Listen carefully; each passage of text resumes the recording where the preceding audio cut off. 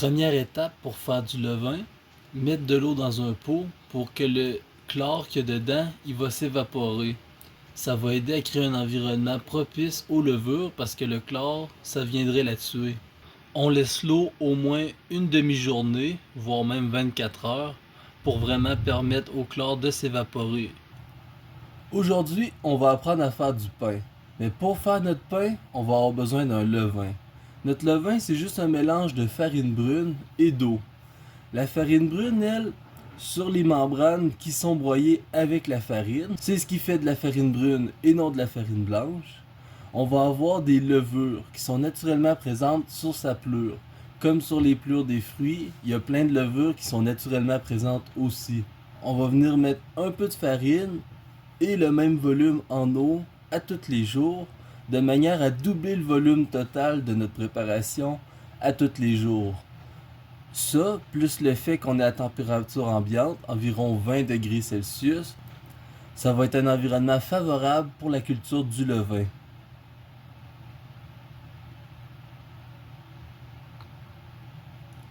Une cuillerée de farine.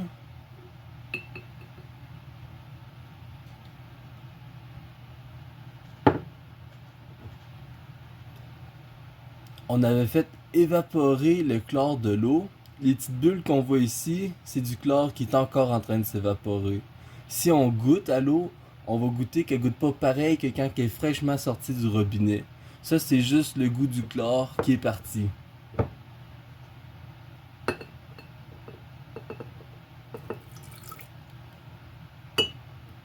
Les levures et les bactéries lactiques, parce que c'est les deux qui vont se développer principalement, ils ont besoin juste que la farine soit humide pour se développer. Même si elle est très humide, c'est pas un problème. Fait qu'on vient homogénéiser le tout.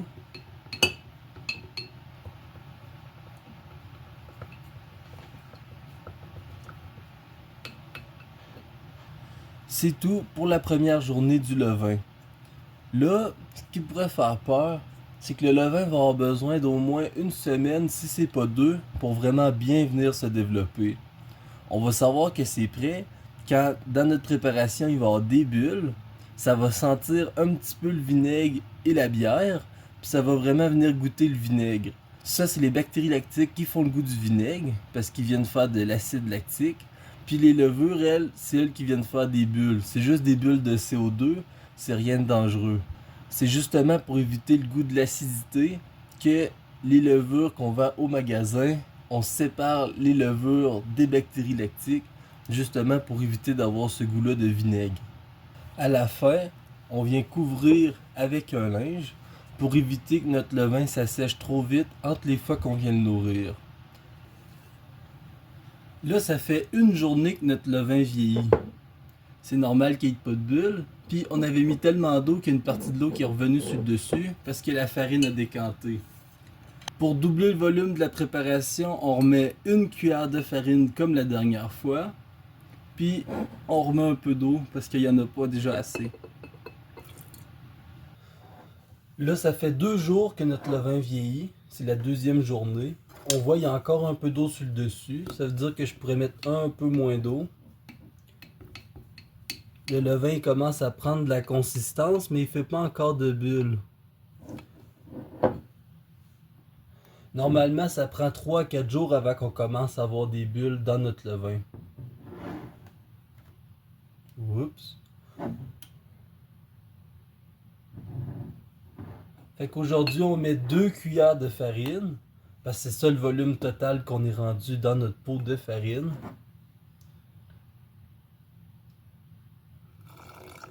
Je mets de l'eau pour humidifier tout ça.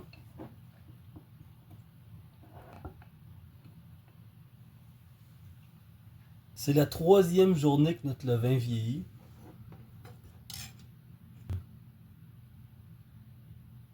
Il commence à sentir le vinaigre. Ça veut dire que dans une journée ou deux, on devrait commencer à avoir des bulles. Là, notre levain, il y a encore beaucoup d'eau. On va commencer à l'épaissir parce que on va mieux voir l'apparition des bulles dans un levain plus épais. Hier, on a mis 2 cuillerées de farine. Fait qu'aujourd'hui, on est rendu à en mettre 4 pour doubler le volume total encore. On pourrait en mettre moins, mais si jamais les levures ils manquent de nourriture, puis qu'ils se la font toutes voler par les bactéries lactiques, on va avoir beaucoup moins de développement. Puis notre levain va prendre beaucoup de temps à être prêt à être utilisé.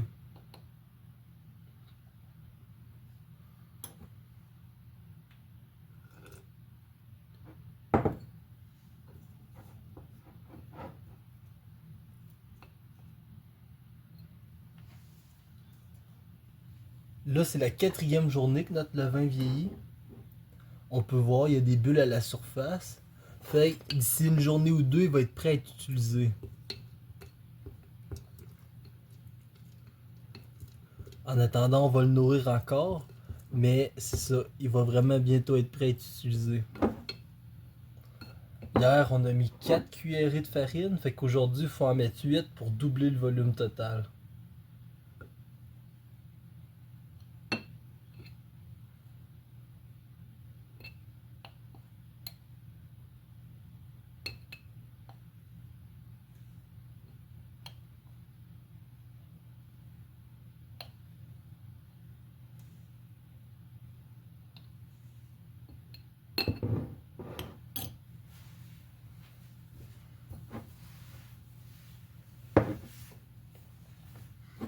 On met un peu d'eau. Mon but, c'est quand même de l'épaissir parce que ça va mieux travailler avec quand il est épais. Mais sinon, ça n'a pas une réelle importance. Quand le levain est épais, c'est juste on voit mieux les bulles qu'il y a dedans. C'est juste ça l'avantage d'avoir un levain épais.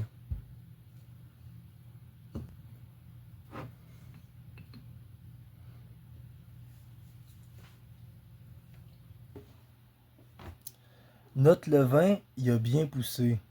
On voit là, il y a des grosses bulles à l'intérieur. C'est grâce au fait que je l'ai rendu plus épais qu'on voit aussi bien les grosses bulles. Pour faire le pain, c'est très simple. On va juste avoir besoin de farine, d'eau, puis de notre levain qu'on a laissé fermenter quelques jours. On met une tasse de farine, 2 tasses de farine. En faisant un puits, ça permet de ne pas mettre de l'eau partout autour. Ici, j'ai une tasse d'eau, mais on n'aura pas besoin de toute cette eau-là. On va voir à mesure.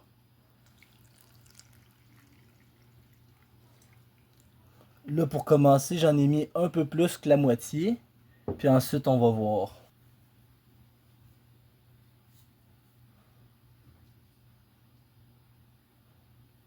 Là, notre mélange est un peu sec. Fait que je vais rajouter encore un peu d'eau. Finalement, j'ai mis toute la tasse d'eau. On va voir si c'est suffisant, mais normalement, oui.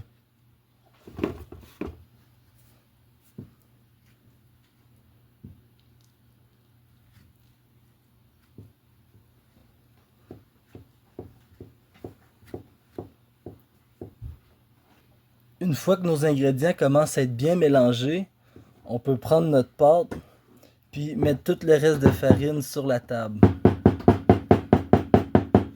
Notre levain, on peut l'ajouter quand on veut à la recette de pain pendant qu'on mélange les ingrédients, au début ou à la fin.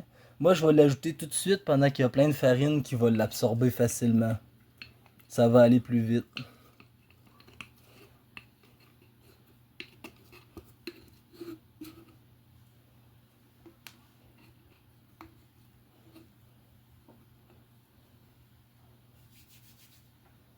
Avec une spatule, on peut venir nettoyer le pot, ramener tout le levain qui reste sur les parois au fond, puis il est prêt à renourrir.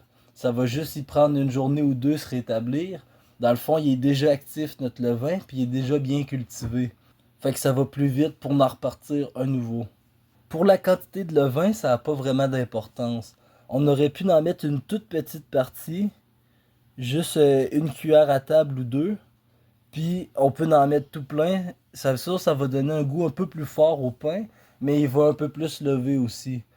C'est juste à voir qu'est-ce que vous préférez en fonction des recettes. Cette fois-ci, j'en ai mis environ une demi-tasse, comme un 150 millilitres.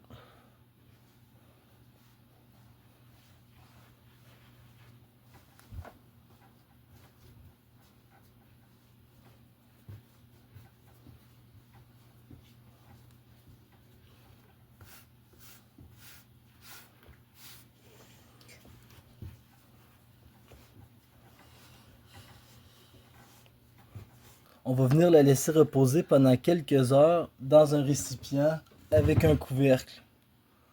Comme ça, la pâte, elle séchera pas vraiment sur le dessus. C'est pas grave là, qu'il y ait des petites lichettes qui soient pas couvertes. Là, on peut voir que le pain a bien commencé à lever.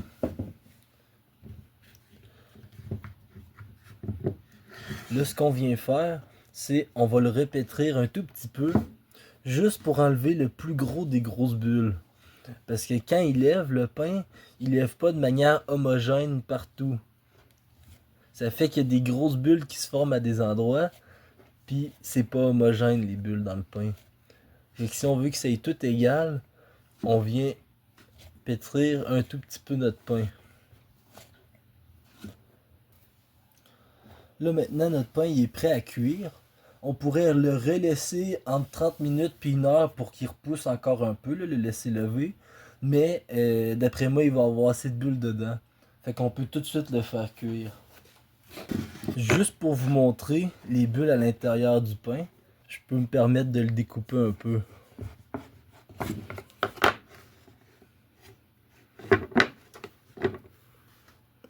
L'important, c'est pas d'avoir des grandes bulles très volumineuses. Le plus important, c'est qu'il y ait plein de petites bulles de manière homogène dans notre pain. Parce que notre pâte est très humide. Puis ça va faire beaucoup de vapeur d'eau durant la cuisson. Toute la vapeur d'eau, elle va venir gonfler à l'intérieur des bulles.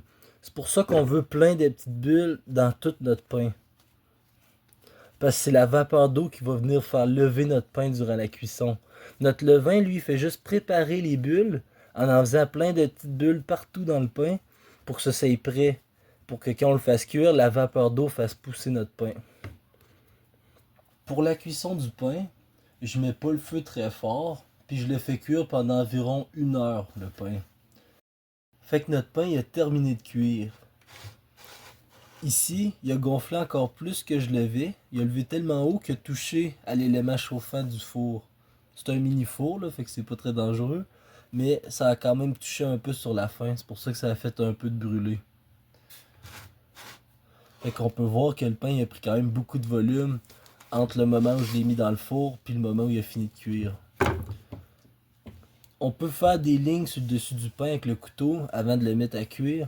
Si on veut éviter qu'il fende, là, puis qu'il cuise. Dans le fond, c'est juste parce qu'il gonfle tellement pendant la cuisson qu'il va venir se déchirer parce que la croûte du dessus elle commence à cuire en même temps qu'il commence à gonfler avec la cuisson.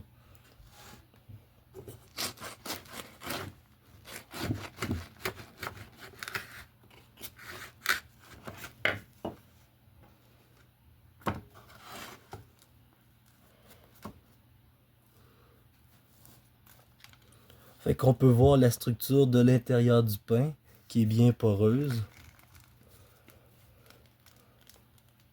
Puis ça ressemble à du vrai pain. En fonction de la recette qu'on fait, notre pain va être un peu plus dense ou un peu plus soulevé. Ça dépend de comment on met d'eau dans la recette de pain, puis de comment on travaille notre levain pour qu'il lève beaucoup.